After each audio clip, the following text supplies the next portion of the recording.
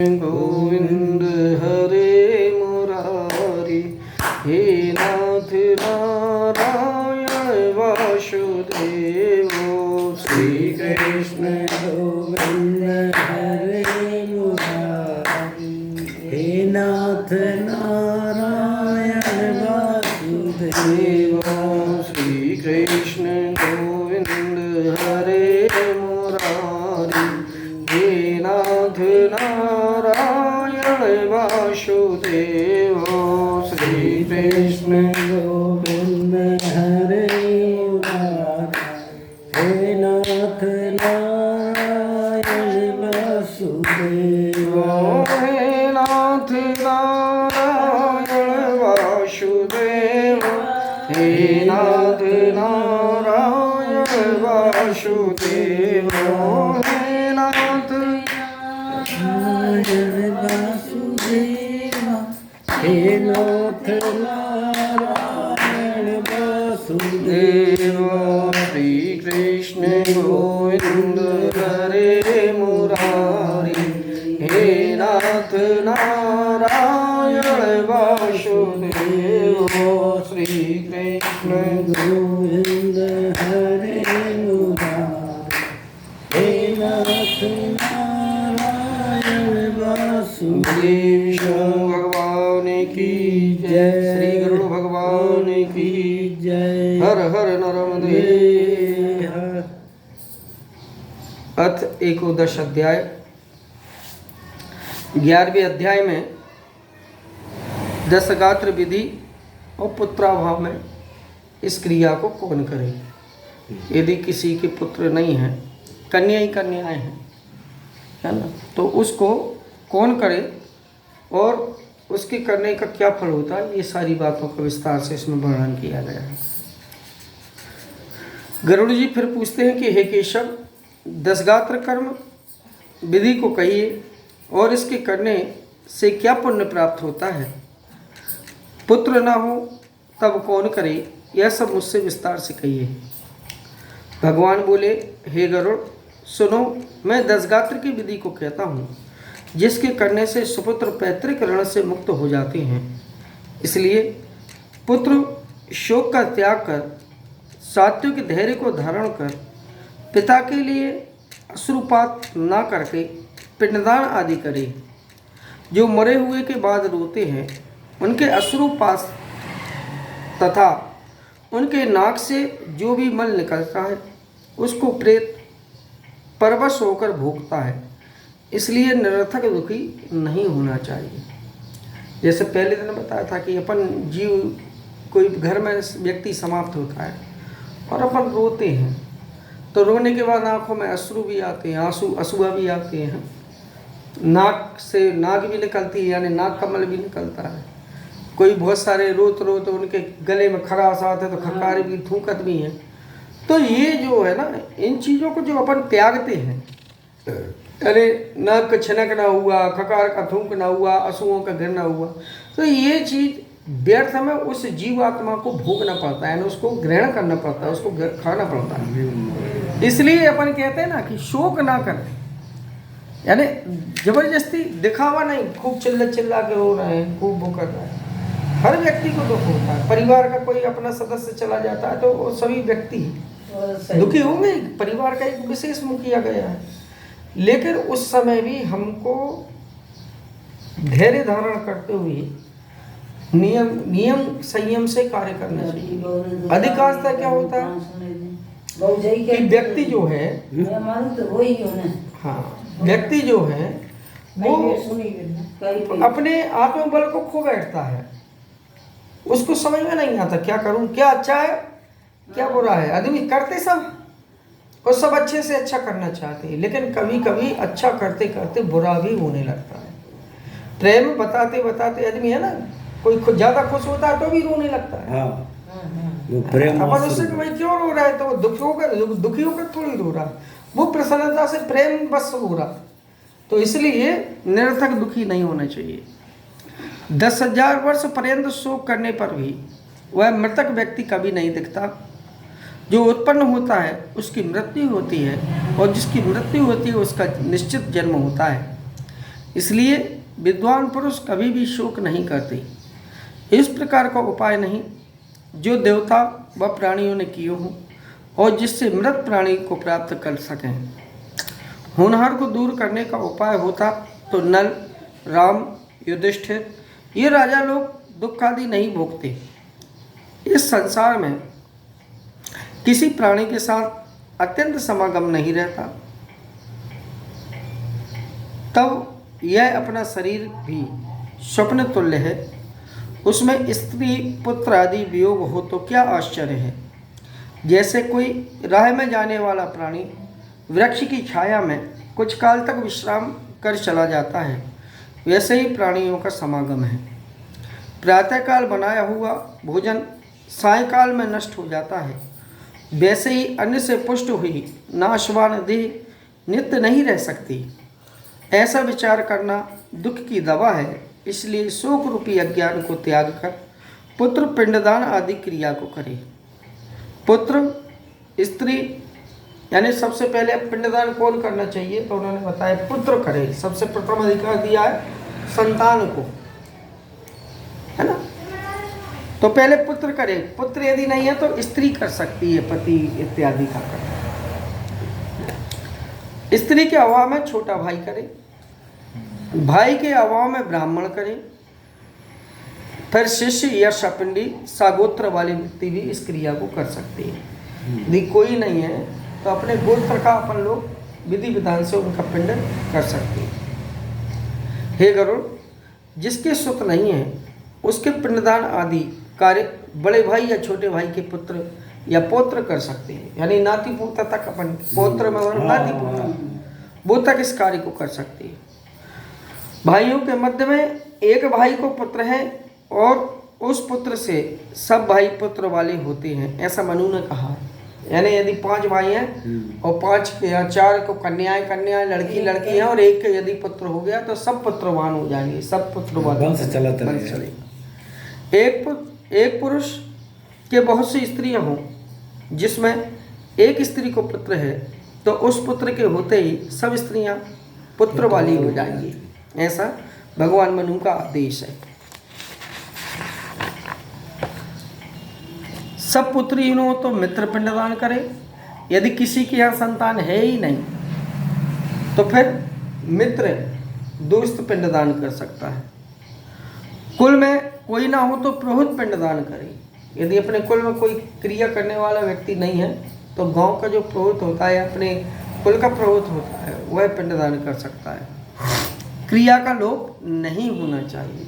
यानी जो क्रिया है, अपन लोग क्रिया को क्या समझते हैं, सिर्फ भोजन करा दिया, 100, 150, 2000 आदमियों को बुलाकर रसोई के दिन भोजन करा दिया, सब हो गई, छुट्टी हो गई। मतलब अपन भोजन पर ध्यान देते, क्रिया पर ध्यान नहीं देते।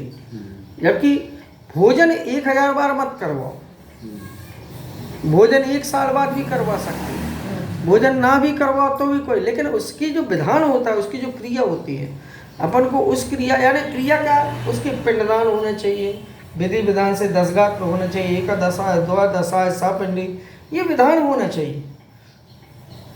इसलिए व्यक्ति खिलाने पिलाने से यदि व्यक्ति तर जाता तो फिर अपने ये गरुड़ पुराण वगैरह दंड पंद क्यों करती, सीधा आखिरी दिन पहले ही दिन खिला पिला। लेकिन हर चीज़ का एक सिस्टम होता है कि हमको लग रहा है कि आप भोजन बना तो सीधा तुम करते ही क्या हो, कुकर में ले जाकर गैस पे चढ़ा दिए तो, है ना, कुछ करते हो क्या, नहीं करते। लेकिन तुमको पता है कि हम क्या करते हैं। यदि चावल बनाना है तो पहले उसको नोकाएंगे, उसमें से कचरा साफ करेंगे, फिर कचरा साफ करने के बाद अपन उसको धोएंगे, धोने के बाद फिर अपन उसको कुकर में डालेंगे, कुकर में डालने के बाद पानी डालेंगे, पानी के बाद नमक डालेंगे, नमक करने के बाद गैस चालू करेंगे, ढकना लगा के उसको है ना। तो इतनी क्रिया है और देखने वाले को क्या लग रहा है, अरे सीधे कुकर में ही तो रखना है, कच्चू का। हाँ, तो कहने का मतलब कि जब क्रिया का लोप नहीं होना चाहिए, क्रिया अच्छे से होना चाहिए। स्त्री या पुरुष अपने मित्र की क्रिया करें। अनाथ की क्रिया करने वाले को कोटि यज्ञ के फल की प्राप्ति होती है। जो अनाथ का करता है ये क्रिया, पिंडदान इत्यादि, उसकी अस्थियों को विसर्जन इत्यादि, रसोई भाजी इत्यादि जो भी करते हैं तो उसको कोटि यज्ञ यानी करोड़ों यज्ञ का फल जो प्राप्त होना चाहिए वो उस व्यक्ति का अंतिम क्रिया करने से प्राप्त हो जाता है। हे गरुड़, पुत्र पिता का 10 गात्र आदि करे, ज्येष्ठ पुत्र यदि मर जाए तो उसका कार्य पिता स्नेहवश कदापि न करे। तो एक ही व्यक्ति को मना किया पुराण में, पिता को कितना ही भी पुत्र प्रिय हो लेकिन पिता अपने पुत्र का अंतिम संस्कार क्रिया इत्यादि पिंडदान इत्यादि क्रिया ना करे ना, तो पिता को ही वर्जित किया है, अन्य लोगों को वर्जित नहीं किया। सबको आदेश की कर सकते हैं, है ना। बहुत पुत्र हो फिर भी प्रेत का 10 गात्र, सापिंड श्राद्ध, 16 श्राद्ध आदि प्रथम पुत्र करे। यानी यदि संभव हो तो ज्येष्ठ पुत्र ही उस कार्य को करे तो अति श्रेष्ठ माना गया है। और यदि ज्येष्ठ पुत्र नहीं कर रहा है, जमीन जायदाद के कारण, लोभ के कारण, बंटवारे के कारण, तो क्या क्रिया नहीं होगी? भाई तुम मत करो, फिर कोई दूसरे से करवाएंगे अपन, है ना। कई जगह ऐसा होता है कि भैया मझले को नहीं लगा, छोटे को नहीं लगा, बड़े को नहीं लगा, गंजले को नहीं लगा, लगता सबका है। यदि माता पिता का हिस्सा बांटा अपन ने इकट्ठा उनके हक में से, यदि हमने भी अपना हिस्सा लिया है तो फिर हमारा दायित्व होता है कि यदि माता पिता की जमीन जायदाद धन संपत्ति इत्यादि के बंटवारे में हमने योगदान दिया है तो फिर उसमें भी जब उनके अंतिम संस्कार हो तो उसमें भी बराबरी का खर्च करना चाहिए। अब नहीं लगता, नहीं वो नहीं लगता, कौन पैसा खर्च करे, तो वो उसके बचाने के चक्कर में नहीं लगता, लेकिन लगाना चाहिए। यदि नहीं लगाएंगे तो उस धन की शुद्धता उस जीव आत्मा की आत्मा नहीं दुखेगी। तो वो यदि आत्मा दुखेगी, वो नहीं करेगा तो उसको वो धन कभी फलीभूत नहीं होगा, प्रगति नहीं कर पाएगा। उसको जितना उसका पारितोषक फल प्राप्त होने चाहिए वो फल प्राप्त कदापि नहीं होगा। इसलिए हाँ, 5 भाई हैं, 4 भाई हैं, 3 भाई हैं, 2 भाई हैं, तो उसमें अपने भैया तुम बैठकर इस काम को निपटाओ, हम इस काम को निपटा रहे हैं। प्रतिनिधि बनाकर अपन बड़े भाई को वहाँ बैठा दें कि आपको कुछ नहीं करना, आप पूजन पाठ दीजिए।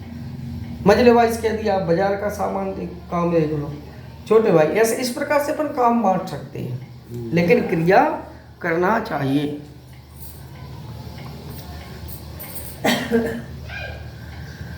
धन विभाग होने पर भी भक्ति भाव द्वारा पिता का 12 मास का कृत ज्येष्ठ पुत्र ही करे, अनंतर सब वार्षिक श्राद्ध आदि अलग करे। ज्येष्ठ पुत्र 10 गात्र, एक समय भोजन, भूमि पर शयन और ईश्वर का ध्यान सदैव करता रहे।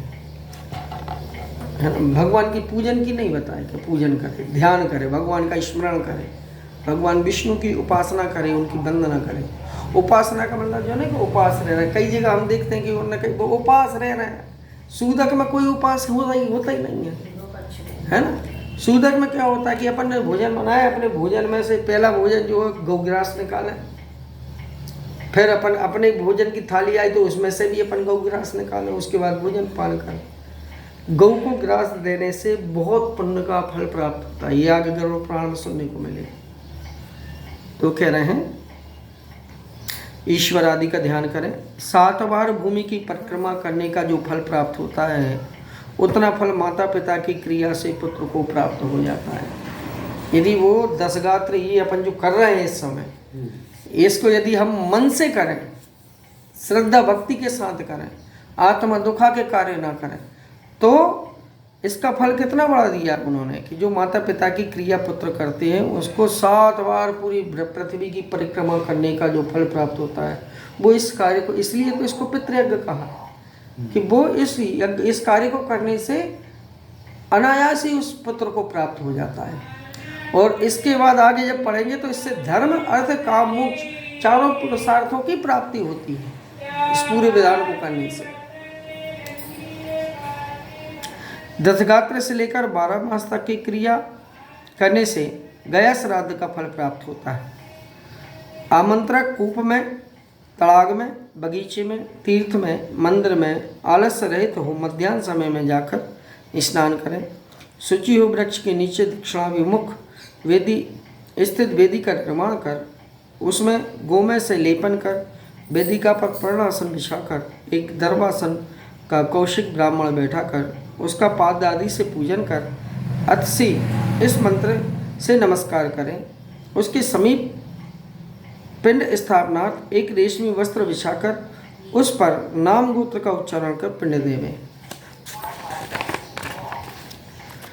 वह पिंड चावल या याब के आटे का हो, जिस पर चंदन कनेर चढ़ावें। धूप दीप नैवेद्य सुपारी पान दक्षिणा आदि पात्र में दूध पानी आदि एक साथ रखकर हाथ में लेकर कहें, अमुक नाम वाले प्रेत को मैं ये देता हूँ, वह ग्रहण करिए। अन्न वस्त्र जल द्रव्य और अन्य वस्तु प्रेत शब्द से देते हैं, वह मृतक को अनंत फलदायक होता है। इसलिए प्रथम दिन से लेकर सापिंडी श्राद्धांत स्त्री पुरुष को प्रेत शब्द से ही पिंड देना चाहिए। जिस विधि से प्रथम दिन में पिंडदान किया, उसी विधि से 9 दिन तक पिंडदान करें। 9वें दिन में सगोत्र वाले पात्रिक मृतक को स्वर्ग की कामना के लिए तिलाभ्याम करें। सगोत्र वाले तथा स्त्रियां सब बाहर जाकर स्नान करके हाथ में दूबा तथा धान का लावा लेकर स्त्रियों को आगे कर मृतक प्राणी के घर को जाएं। वहां जाकर ऐसे वचन कहें कि दूर्वा के सादृश्य आपके कुल की वृद्धि हो और लावा के सादृश्य आपका कुल सुशोभित हो, ऐसा कहें। उसके घर में लावा और दूर्वा का त्याग कर देवें। हे गरुड़, 10वें दिन मांस से पिंड न देकर उर्द से पिंड देवें, क्योंकि कलयुग में मांस से पितृश्राद्ध नहीं होता। पहले द्वापर त्रेता में मांस काटकर पिंड दिया जाता था, शरीर से मांस काटा जाता था, उसका पिंड दिया जाता। लेकिन कलयुग में आकर उस विधान को चेंज कर दिया है, बदल गया है कि कलयुग में मांस का पिंड देने का विधान नहीं है, इसलिए उड़द इत्यादि से पिंड दिए जाते हैं। 10वें दिन सब बांधन मुंडन करावे और क्रिया करने वाला पुत्र फिर पुनः मुंडन करावे। मिष्ठान से एक ब्राह्मण को 10 दिन तक भोजन करावे। उसके समीप हरि का ध्यान कर हाथ जोड़कर प्रेतत्व की मुक्ति की प्रार्थना करें। 80 पुष्प के समान शोभा वाले श्याम रूप पीताम्बर वस्त्रधारी अभय रूपी गोविंद को नमस्कार करते हैं। अंतर्हित शंख चक्र गदा पद्मधारी पुंडरीकाक्ष भगवान प्रेत को मुक्ति देने वाले हो जाइए। इस प्रकार प्रार्थना कर श्राद्धांत में प्रतिदिन मंत्र से स्नान कर गौ को ग्रास दे और स्वयं भोजन करें। इति श्री गर्भपुराणे सर्वद्वारे 10 गात्र विधि निरूपण नाम 11 अध्याय संपूर्ण। बुरी विष्णु भगवान की।